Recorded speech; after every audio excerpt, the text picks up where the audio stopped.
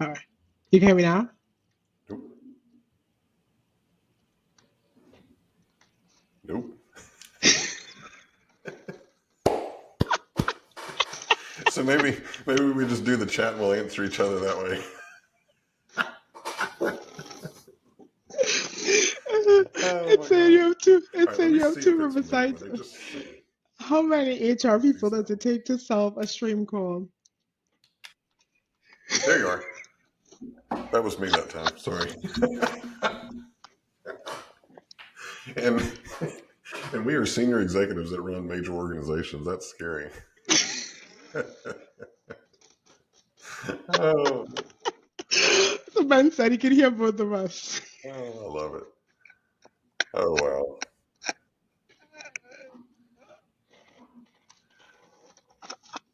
I gotta love it. Well, happy birthday, first and foremost, and then congratulations, secondary, on your book.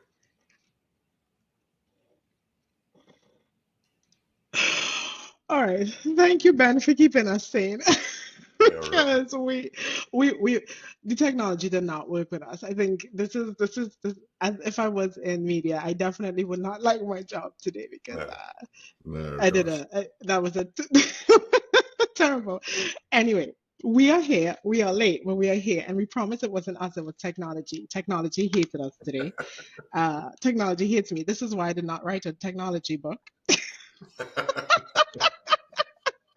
That would have been really bad if that was the case. That would have been really bad today. I did not write a technology book. But thank you uh, who have joined us. We're a little late, but we're ready to go. Um, we scrambled, but we got it. We So got here. thank you. All right. Today is launch day and my birthday. I know. Happy So I'm birthday and extremely thank you. congratulations. Thank you. I'm extremely excited. I'm extremely excited. So um let's talk. Let's have that fun. We're letting people into the conversations that Trent and I have, and we always have really good fun conversations. So Well, let's go back though. I don't know if you saw my message, but let's go back to almost a year to the day that we were sitting. What were we? We were eating seafood in we Seattle, were right? eating seafood. We had just watched somebody get hit with a fish in Yes, that's Seattle. right. I totally forgot about that. She caught that one straight to the face. She got, yeah. So we were eating, and that's whenever you kind of dropped the bomb that you were starting to write your book. And look at you 1 year later. Congrats! Quite the journey. Thank you. Thank you. And it's a scary time. It is. Yeah, you put yourself out there. It's a little. People don't realize how vulnerable you have to be in order to write a book, because then you're dealing with that whole imposter syndrome of going, okay, people are going to read this and go, who the heck is she? That at least that whenever I'm writing the book, that's what I'm thinking. So Yes. Yes. And how the audacity, right, right? I right, even thought that about myself. I'm like, the audacity to yeah, write a book and to think that people even have to care that you mhm, think you have a voice. right. Um, so, lots of vulnerability and lots of therapy later. I have a book. Yeah. So what did you So like through this journey? Um, what did you learn, either about yourself or about the process or the topic? Because I've got post-it person, notes in mine ready to ask you some questions. I learned that being vulnerable is extremely scary in the process. Yeah. And I learned that even though I think I have a voice and I know I have a voice, the idea of think of other people thinking that voice is important is Mhm. extremely scary. I think it's actually scarier than the idea of writing a book. I agree. And so that's what I learned about myself, that I needed to say what I needed to say, and then not care what happened next. Yeah. Which as Uh, a goal oriented person, that's very tough. It is, and it's that cliche of standing in your own truth is kind of worn out. But I think that unraveling is what I call it. Whenever I'm writing something, because it's some things are like calculus for me. I understand it conceptually, but I can't teach it to someone. I just know it. So taking that process of something that that's just whenever I was reading the book, of course, I know you. I was like, oh my god, this sounds just like conversations that we've had. It was like I was having one of our coffee chats or our lively debates on the panel. So, for me, it read just like you.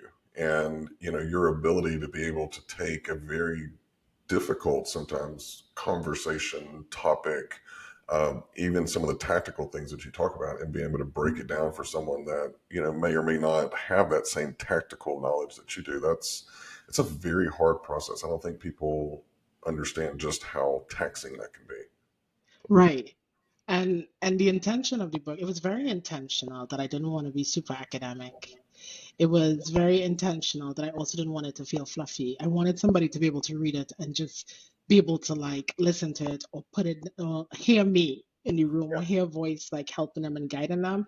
And to Mhm. find that middle is very strange because there's not a lot of things for me to work with where people Right. write about the middle. And so writing it from the middle perspective as I know this thing, I'm an expert in this thing, but I don't want it to feel so intimidating that it's just a list of citations. It's just because you could do that too, Easy. right?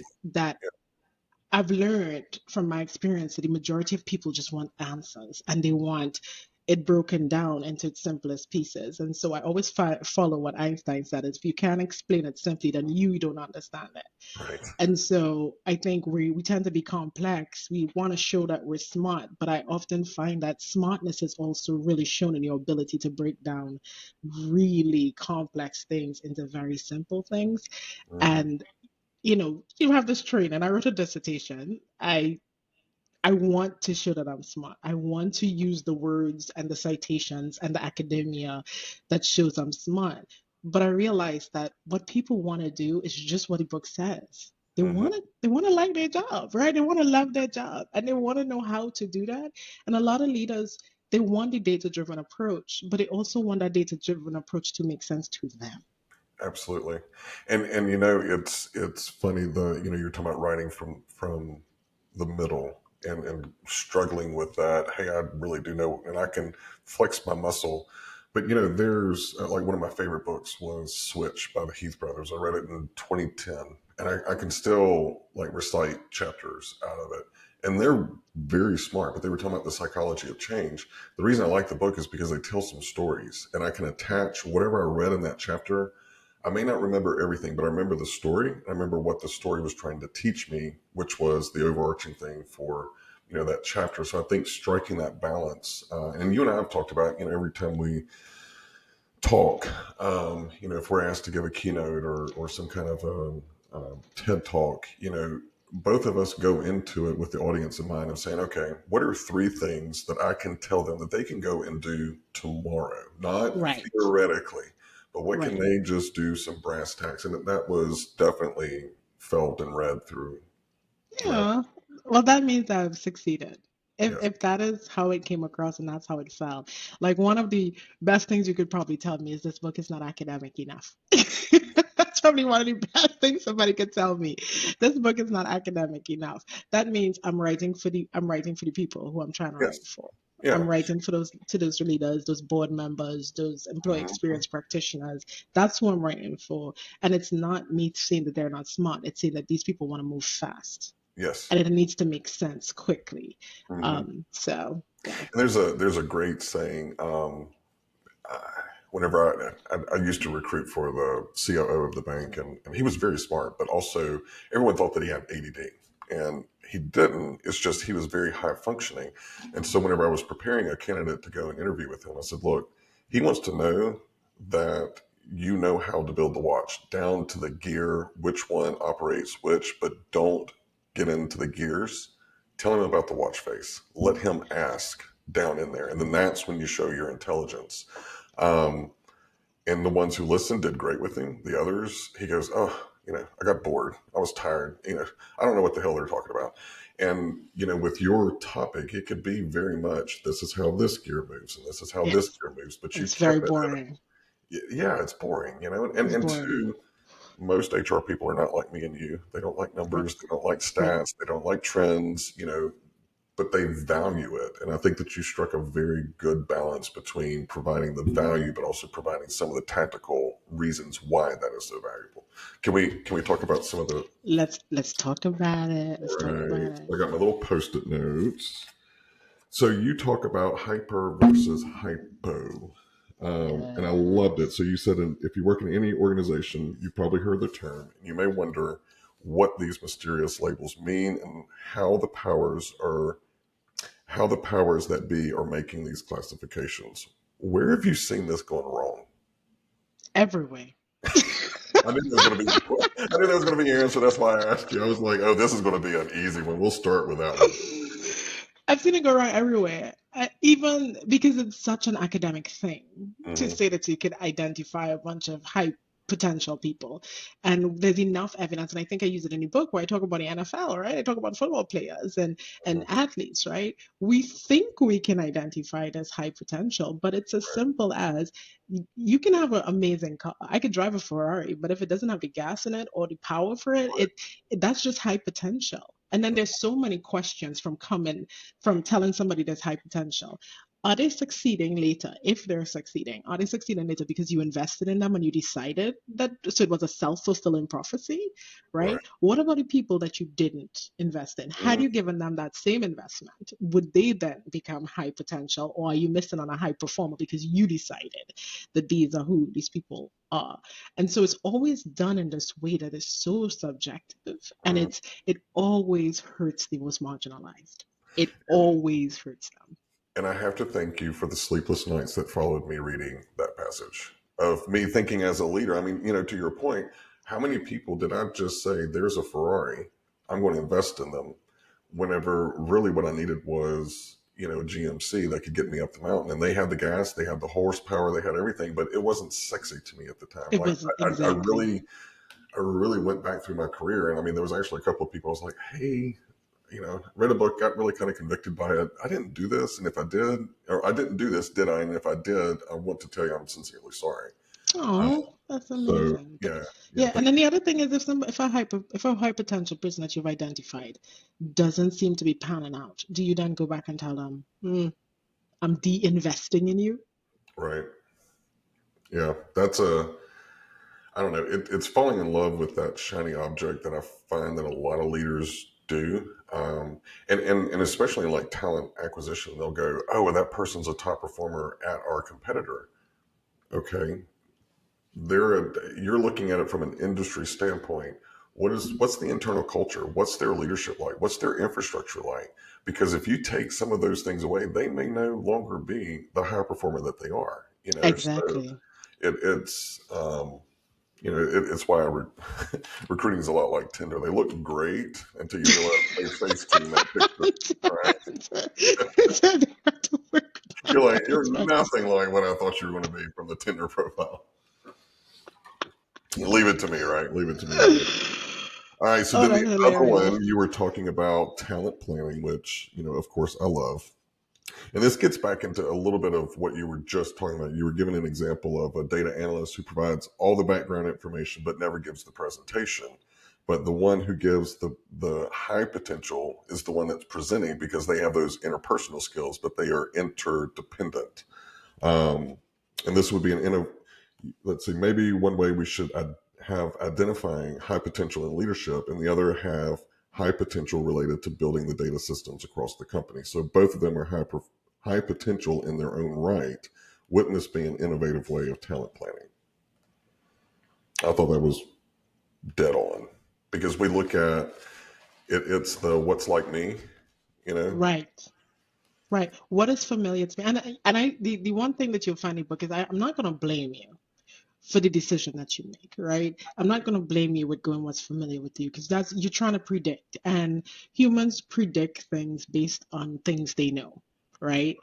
And Mhm. so that's what we do. We go with, well, this person kind of reminds me of me. I don't know why, but this person, I see this potential in them, Right. right? We also use the word fit. I think this person will Oh, I hate fit that word. because again, I hate it. I call it the F word in the I book. do too. I do too. Oh, they're a cultural fit. I'm like, but I Right. don't Like, think what is it's that? What are culture. you actually, right? What are you actually saying to Right. me when you Right. say these things? And Yeah. so I think one of the things we need to understand is language also matters in how we make the decisions and our biases. But one of the things I will call out, and I did call out in your book, is I don't care how unconscious your bias was. I don't care how you were making the decision. Everything you do after is conscious. Your action was conscious. Mhm. And so you don't get the unconscious bias pass Right. because you made a conscious action afterwards, even with the information you know. Hmm. So I'm very like I make that very clear distinction where I'm like, I'm not mad at you for having the bias, for using the All of us shortcut. have it.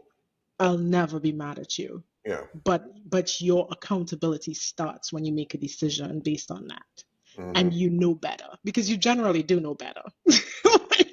You just you know you're making that decision because you're comfortable. You know Yeah. better. And if Yeah. you don't, shame on you. You still made a consciously bad decision. I know, and it's mind-boggling to me. I mean, both of us have done consulting too, where you walk into an organization and you can almost clock them as soon as you start the meeting. You're like, all right, you're that one.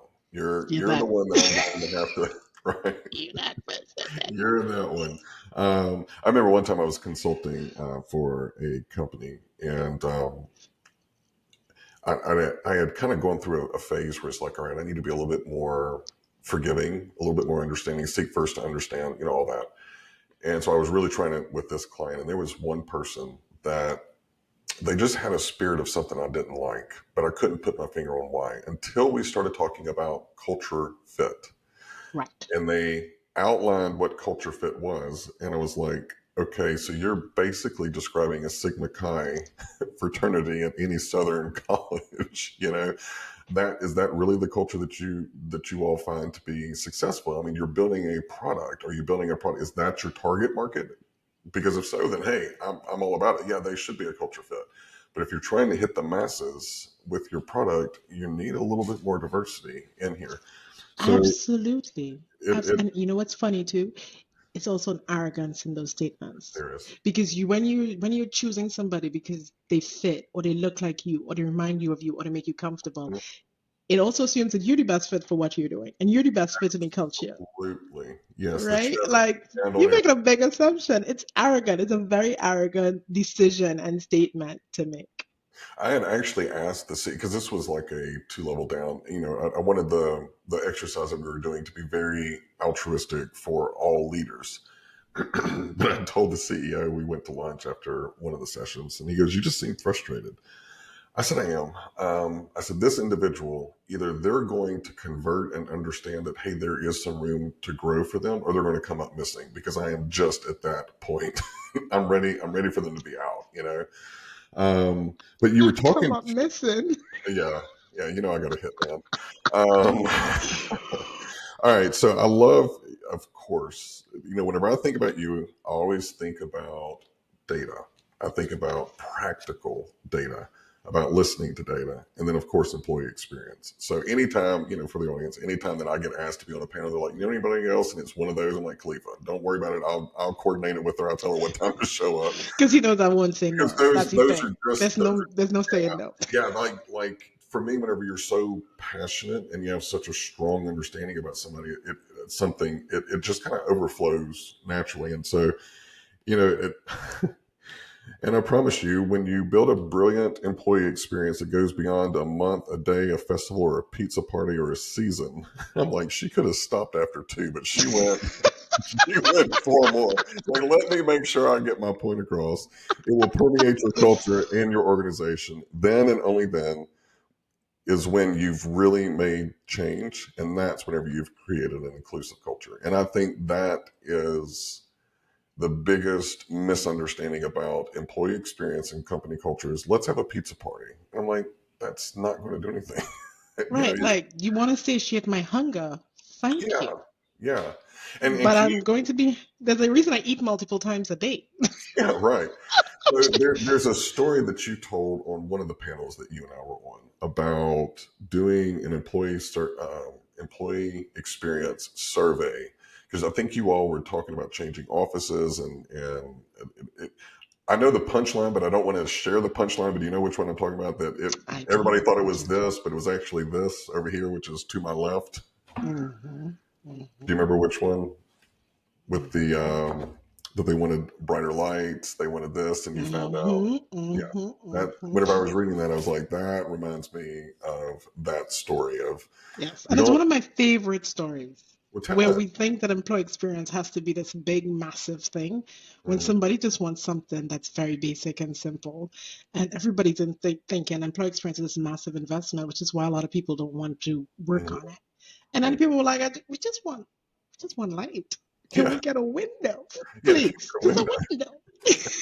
I don't want to feel like I'm in prison. Can I see the outside? Just something basic. I just want some vitamin D. That is all I'm Right, asking you for. And right, it was so funny that the CEO then put it in a email right. at That's that point. That it was that significant to the employees that okay, you will get light. We heard you. You yeah. know.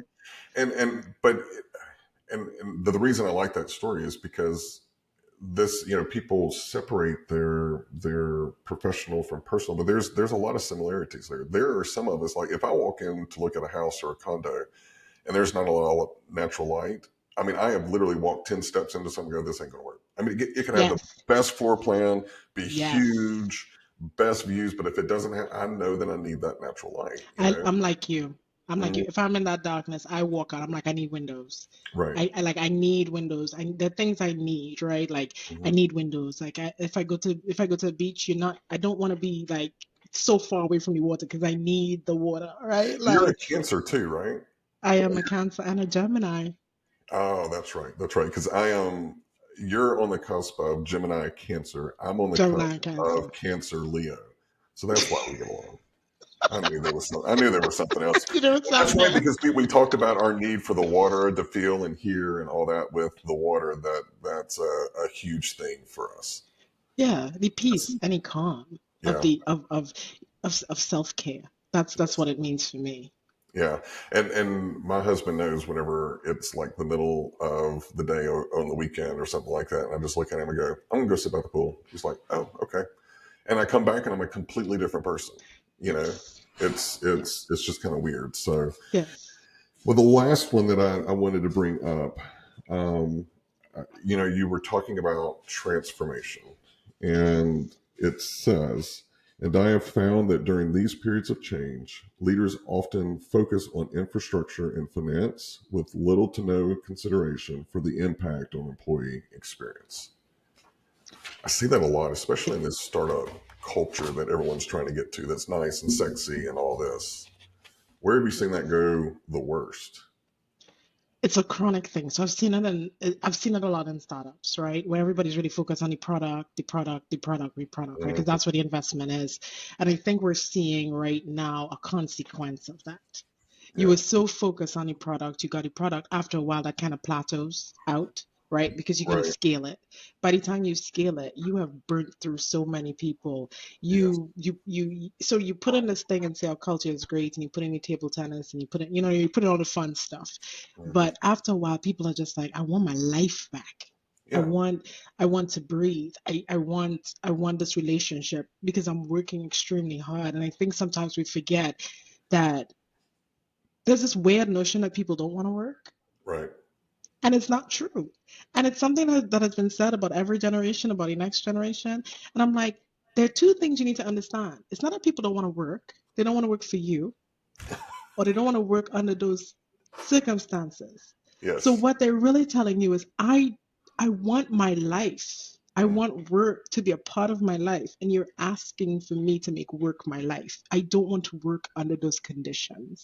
It's Correct. not sustainable. And I think we hear one part and we make all these decisions on one part, and then what you don't think, well, what can we do? Hmm. You know? Yeah. And I think too, for you know the other aspect of that is that sometimes people get so addicted to change they don't finish one change before they're enacting another, and you get your leaders get a little burnout, and then I think a lot of times the employee experience suffers because they kind of look at it and go, oh look, another change, and then Another and then change. you wonder, like, why is no one engaged in it? It's because you've changed 6 times in 18 months. It's like Yes. they don't want to invest in the product because you're going to freaking change it in 90 days, which Yes. sometimes you have to do that because of the market. But it's whenever it's, no, this is what I want. No, this is what I want. It's like lock in on something, test, iterate, adjust to the market, but not at the expense of your employees. And I think too Exactly. many leaders Exactly. miss that. And I'm I glad you think people called like the idea, right? it out. People like, there's this idea I have, Right. and let's keep going with this idea. And Hmm. you keep going with this idea and idea. And I'm like, think about if you were in a plane and this pilot is like, I have an idea. I want to go to Hawaii. And then while we're on the way to Hawaii, like, you know what? I have an idea. Let's go to China instead. Right. And then you're like, if you don't land this It's plane and like, let me out, right. you are insane. And work is such a strange, strange thing. If you take the things we do at work in any other context, we Oh, realize how nuts it is. yeah. In a dating context, will you tell me to stay in the abusive relationship? But Right. at work, you're like, stay. Yeah. It's okay. This is just the way we do things. This is our culture. Yeah. You're having a transformation. You need to toughen There's a up. right. There's Yeah. a pilot. The pilot is constantly changing the location of where we're going to land every minute. And everybody's just like, it's okay. Stay on the plane and chill. It's okay. You may or may not run out of gas. The pilot may or may not, have any more food left. But whatever. Let's keep going. Like we are insane when it comes to work. That Yes. we've treated work socially like if the employee experience is not even an afterthought, Hmm. Oh, right? yeah. Yeah. And that is like the employee experience is a part of your operations. And Hmm. we've taken it and said it's too expensive. But one of the things I talk about this in the book, COVID really showed that that is not true. Very And I much. think what a lot of organizations are experiencing right now is that people realize that the employee experience and themselves as people were more important to the company than the So. company was willing to save for years. Mhm. So now you want me to go back to believing that I am now expendable, that you need me to be in one place all the time. So like you showed me that Mhm. when you needed me, and that would have been the time to use technology, that would have been the time to replace me. Yeah. Machines don't get sick. Right. Technology doesn't catch COVID. That would have been the perfect time to replace all these people, Absolutely. right? But Absolutely. you didn't because fundamentally, I think a lot of companies, leaders, organizational decision makers know the Hmm. employee experience is important. It is important to treat people well, but we don't. But we're not going to do it unless we have to, and that's the sad part. Like, just do it. Well, and there's this mindset of, well, I'm paying them. They're getting something out of it, but they don't realize that, that employee is saying yes to you to accept a check and saying no to something else. So I was Yes. coaching this it was a decent sized company. The CEO, he wanted to do some leadership coaching and all that. And I always said, you understand what you're asking, right? Because I am not going to pull any punches with you. I don't work for you. I mean, you can cut the contract. It doesn't hurt me any. I'll go and find somebody else. It's fine. So he was going through, and a lot of what he was trying to do was organizational change, but there was a huge employee experience component of it. And, we got some of the results back, and he was kind of complaining to me and just really frustrated. He goes, I pay these people really good money, and they're still complaining about this. They're still complaining about that. And so I was trying to work through it with him, and um, I'm an educator at heart, so I always try to find something that I can pick and go, look at this, now look at this. They're the same, whether you want to Right. acknowledge it or not. Right. And so it was about 90 days into it, and he and I gotten to be somewhat close, and his daughter was getting married. And so we would often talk about the wedding plans and all this stuff. And he said so many things. I'm like, oh, I'm not going to say it. I'm not going to say it yet. I'm not going to say it yet. And then he invited me to the wedding, and it was a beautiful wedding. And he took a week off. We had our meeting, and I said, "Did you get over the wedding?" He goes, "Yeah, yeah. My daughter's happy, and I'm happy." He goes, "And I really feel like the guest really enjoyed the experience." I said, "I am so glad that you brought that up, because didn't you pay for them to eat? Didn't you pay for them to come and sit somewhere?" And he goes, "I know Look exactly at where you're you going." dropping gems. And he goes, "I know where you're going with this. I know where you're going with this." I said, "Well, just enjoy the ride, because you've been missing this aspect of it." I said, "I want you to think of how can you treat your employees like wedding guests. Right. Yes, you want them there. Yes, you needed them there because you're celebrating your daughter and all that. You celebrated them and you paid them for it, and you had them in mind as well as your daughter when you were planning the entire event. If you take that and do it with your company, I said, man, you'll be golden. You will become the place to work for. Exactly. And the other thing is what that leader was saying is not unlike what I hear, right? Mhm. Internally and externally as a consultant. I pay you. I pay these people. I Yeah, pay really well. And most times they don't when they say that because then I go right. look at the salary and I'm like, you don't really pay that well, but okay. Yeah, yeah, But they, oh, it's always like, I pay. And it's like, listen, that is an exchange for services.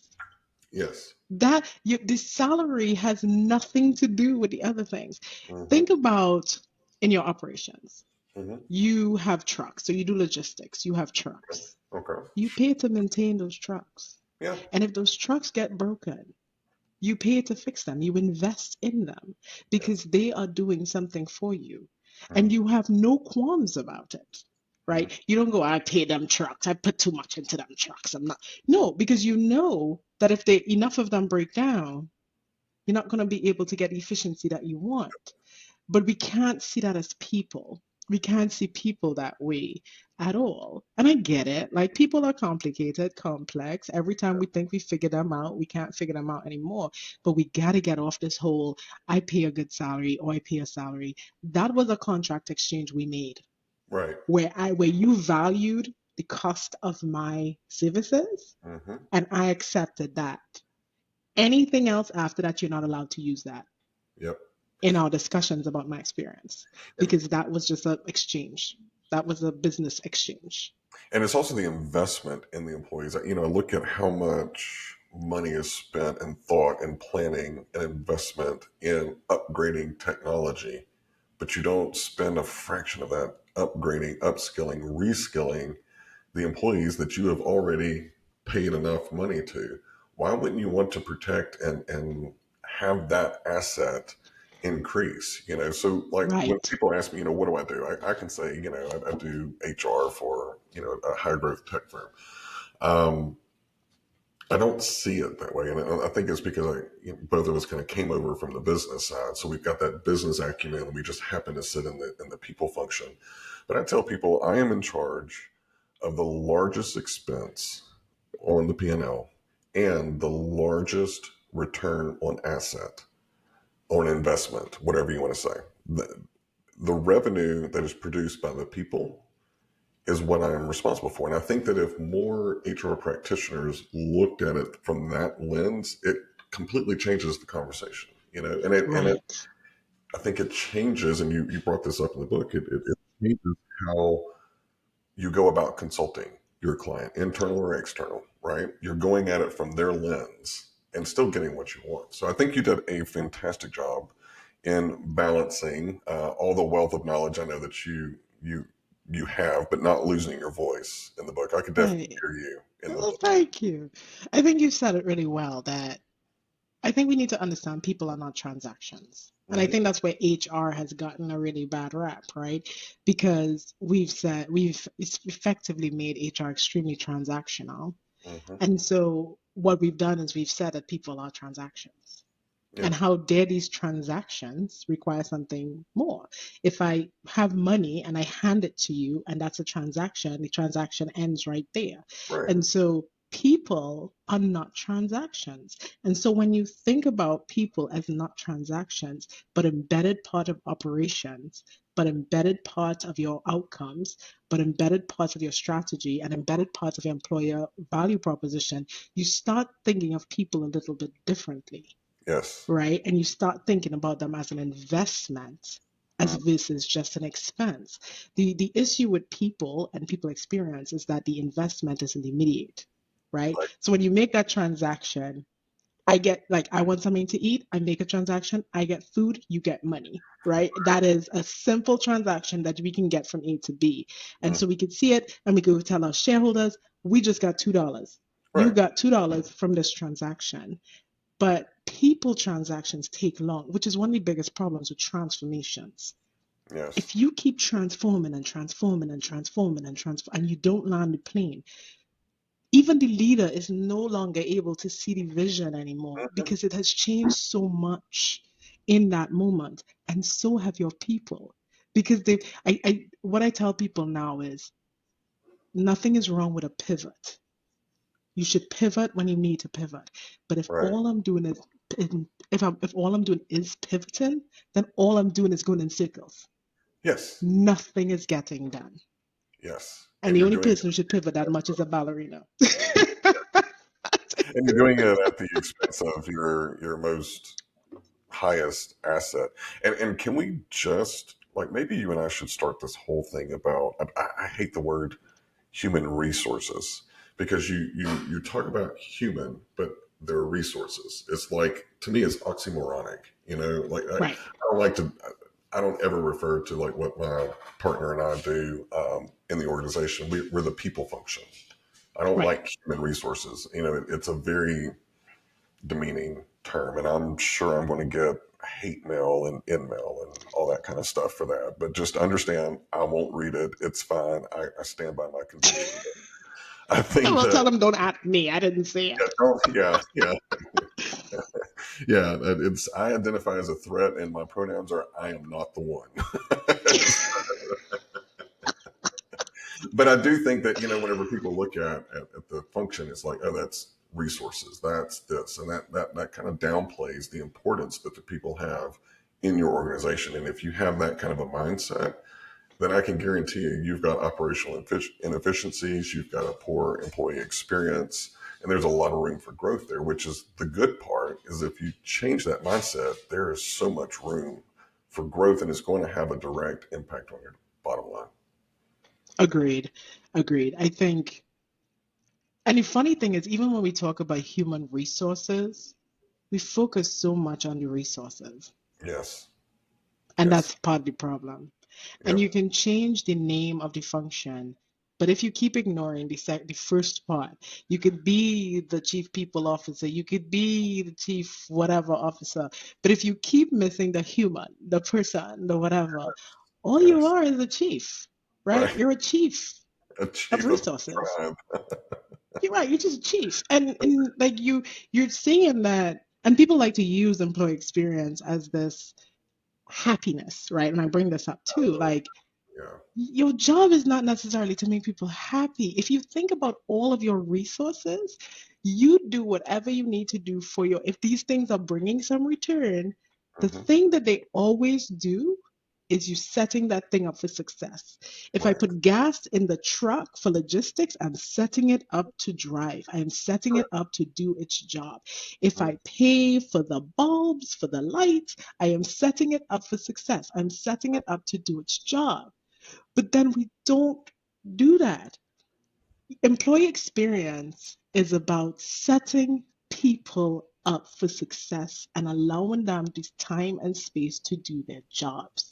Yeah. That is what it is. And again, if I'm happy because I do it, yes, me, right? But the expectation of happiness then takes the burden to me Yes. Yep. and how I experience work. And it takes it away from the people with the power and the energy and the actual resources.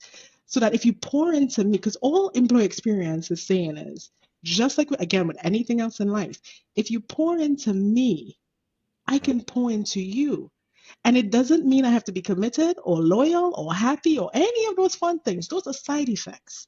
But Yeah. what it means is you're pouring into me so I can have the resources I need to pour back into you and I can give you everything I want. Yep. Because if you drain me, no person is good when they can't perform well when they are exhausted and when they're on zero. We will not do that with a car, but we will ride a person to death, Oh yeah. And then complain. right? And And then then complain. Like, could you like again? Let's go back to how absurd it is. Could you yeah. imagine somebody stalled on the road yelling at their car?